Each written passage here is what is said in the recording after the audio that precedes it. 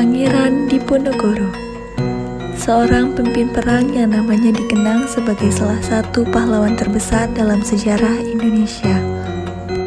Bendoro Pangeran Haryo Diponegoro, atau yang lebih dikenal sebagai Pangeran Diponegoro, adalah tokoh utama dalam Perang Jawa, perang besar yang berlangsung antara tahun 1825 hingga 1830. Ia lahir di Yogyakarta, Hadiningrat pada 11 November 1785 dari pasangan Raden Ayu Mangkarawati dan Gusti Raden Mas Suraja. Nama kecilnya adalah Bendoro Raden Mas Mustahar yang kemudian berubah menjadi Bendoro Raden Mas Antawirya setelah ayahnya naik tahta sebagai Sultan Hamengkubuwono III. Sejak muda, Diponegoro lebih tertarik memperdalam ilmu agama.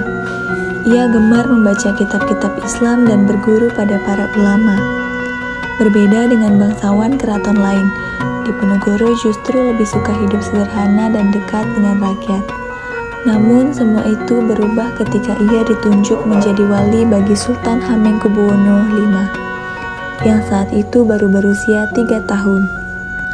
Sejak saat itu, kekuasaan keraton justru banyak dikendalikan oleh Pati Danureja dan residen Belanda. Diponegoro menentang keras campur tangan Belanda dalam urusan pemerintahan. Dari sinilah benih-benih perlawanan terhadap penjajahan mulai tumbuh dalam dirinya. Masalah semakin besar ketika Belanda memasang patok-patok di tanah milik Diponegoro di Tegalrejo tanpa izin. Tindakan ini dianggap sebagai penghinaan, terlebih karena Belanda juga tidak menghormati adat istiadat Jawa dan membebani rakyat dengan pajak tinggi. Diponegoro pun marah. Ia akhirnya memutuskan untuk melawan. Inilah awal mulai meletusnya Perang Diponegoro, atau yang dikenal juga sebagai Perang Jawa. Perang ini menjadi salah satu perang paling besar dan berdarah dalam sejarah Indonesia. Tercatat lebih dari 200.000 rakyat Jawa menjadi korban, bersama 8.000 serdadu Belanda dan 7.000 prajurit pribumi. Namun semangat perlawanan tidak padam. Diponegoro mendapat banyak dukungan dari para tokoh besar, salah satunya Pangeran Mangkubumi, yang menyarankan untuk berpindah ke Goa Selarong sebagai markas perjuangan. Seruan perang Sabilah dari Diponegoro menggema di seluruh Jawa. Rakyat pun berbondong-bondong bergabung untuk melawan penjajahan. Perang meluas ke berbagai daerah dari Yogyakarta, Semarang, Banyumas, Wonosobo, hingga Kediri dan Surabaya. Dalam perjuangannya, Diponegoro dibantu oleh Kiai Mojo, seorang ulama besar dari Surakarta yang juga masih memiliki hubungan keluarga dengannya. Kiai Mojo berperan penting dalam merekrut banyak tokoh agama, guru ngaji, hingga ulama dari berbagai daerah untuk bergabung dalam perjuangan. Selain itu, ada juga Sentot Prawirodirjo yang dikenal dengan sebutan Sentot Alibasah. Ia adalah panglima muda yang berhasil menaklukkan pasukan Belanda di berbagai pertempuran besar, termasuk di Begelen dan Banyumas, padahal saat itu usianya baru 20 tahun. Taktik yang digunakan pasukan Diponegoro terkenal cerdik, perang gerilya. Mereka bergerak cepat, berpindah-pindah, menyerang tiba-tiba, lalu menghilang sebelum Belanda bisa membalas.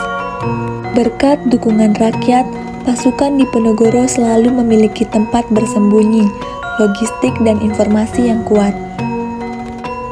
Belanda pun mulai kewalahan. Mereka mengirim banyak jenderal seperti De Kock, Van Gien, dan Holzman, tapi tetap tidak mampu menaklukkan pasukan Diponegoro. Akhirnya, Belanda menawarkan gencatan senjata yang sebenarnya digunakan untuk mengatur siasat baru. Pada tahun 1829, Belanda menerapkan taktik benteng Stelsel, membangun benteng-benteng kecil dan memasang kawat berduri di seluruh wilayah yang mereka kuasai. Langkah ini perlahan membatasi ruang gerak pasukan Diponegoro. Satu persatu panglima tertangkap atau menyerah, termasuk Sentot Prawirodirjo. yang akhirnya menyerah demi menyelamatkan rakyat. Keadaan semakin sulit. Kiai Mojo tertangkap dan diasingkan ke Tondano, Sulawesi Utara. Istri Diponegoro, Raden Ayu Ratnaningsih, serta putranya juga ditawan pada tahun yang sama. Melihat banyaknya korban dan penderitaan rakyat, Diponegoro akhirnya menerima ajakan perundingan dari Jenderal de Kock pada 16 Februari 1830. Namun, pertemuan itu hanyalah tipu daya.